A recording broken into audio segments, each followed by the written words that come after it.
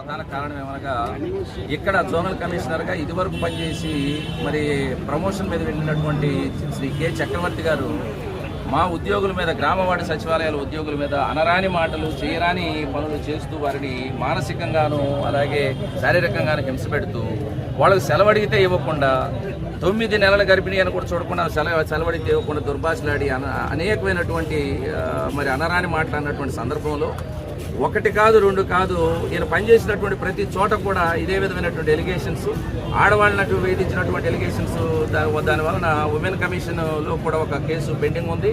ఆ రిపోర్ట్ కూడా రావాల్సి ఉంది.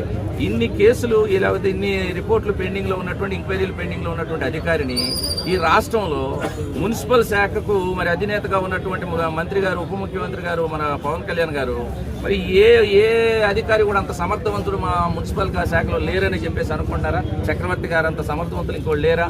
ఆయన్నే అనేకమైనటువంటి ఆరోపణలు ఉన్నటువంటి చక్రవర్తి గారినే మళ్ళీ ఇక్కడ పంతానికి తీసుకొచ్చి అనకాపల్లిలో ఉన్నటువంటి గ్రామవార్డు సచివాలయాల సిబ్బందిని భయభ్రాంతులకు గురి చేయాల్సినటువంటి అవసరం ఏమొచ్చిందని చెప్పేసి మేము ప్రశ్నిస్తా ఉన్నాం. ఆయన వైఖరి వలన మాకున్నటువంటి సిబ్బంది మొత్తం కూడా గ్రామవార్డు సచివాలయాలు ఎవరైతే ఉన్నారో వాళ్ళు ప్రాణభయంతోనూ మానసికంగానూ శారీరకంగానూ హింసకు గురవుతున్నారనే ఉద్దేశంతో న్యాయం అడగడం కోసం నేను అనేక దఫాలకు ఇక్కడ రావడం జరిగింది.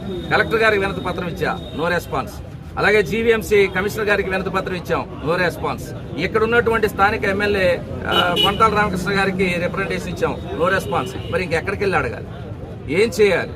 అందుకోసమే ఇది ప్రభుత్వం దృష్టికి తీసుకెళ్లాలనే ఉద్దేశంతో ఈరోజు నిరాహార దీక్ష కూర్చోవడం జరిగింది. నిరాహార దీక్ష మేము చేసుకున్నటువంటి నిరాహార దీక్ష నిరవధిక నిరాహార దీక్ష ఇండిఫినిట్ హంగర్ స్ట్రైక్ అని భారత రాజ్యాంగంలోని ఆర్టికల్ 19(1)A 19(1)B ప్రకారం మాకున్నటువంటి హక్కును వినియోగించుకోవడం కోసం ఈరోజు ఇక్కడ కూర్చోవడం జరిగింది. అయితే పోలీసు మిత్రులు శాంతి భద్రతల కారణంగా ఇక్కడ ఏదో పెద్ద అరాచకం జరగబోతుందని వాళ్ళకి ఏదో ఫీడ్బ్యాక్ ఉందంట. దానివల్ల దీన్ని జరపడానికి వీల్లేదు, దీన్ని పర్మిషన్ లేదని చెప్పేసి వారు చెప్తా ఉన్నారు. ఏది ఏమైనప్పటికీ భారత రాజ్యాంగం ఒక పౌరునిగా నాకు ఇచ్చినటువంటి హక్కు, అలాగే నా ఉద్యోగుల్ని ఒక నాయకుడిగా రక్షించుకోవాల్సినటువంటి నా బాధ్యత, ఈ రెండు గుర్తెరిగి నేను ఈరోజు ఇక్కడ నిరాహార దీక్ష కూర్చోవడం జరిగింది. పోలీసు వారు చెప్పినటువంటి మాటలు కూడా మేము విన్నాం. అయితే వాళ్ళు చేసినటువంటి అభ్యర్థన నిరవధిక నిరాహార దీక్షకు మేము ఇవ్వము పర్మిషన్ అని చెప్పేసి అంటున్నారు. కాబట్టి మేము రిలే నిరాహార దీక్ష చేసుకుంటాం. ఉదయం 10 గంటల నుంచి 9 గంటల నుంచి సాయంత్రం 5 గంటల వరకు రిలే నిరాహార దీక్ష చేస్తారు. అలాగే ఇక్కడ ఉన్నటువంటి గ్రామ వార్డు సచివాలయాల సిబ్బంది కావచ్చు, నా సంఘానికి సంబంధించిన ఏపీసీపీఎస్ ఎంప్లాయీస్ అసోసియేషన్ సభ్యులు కావచ్చు, ఎవరిని కూడా ఇక్కడికి నేను రావద్దని చెప్పడం జరిగింది.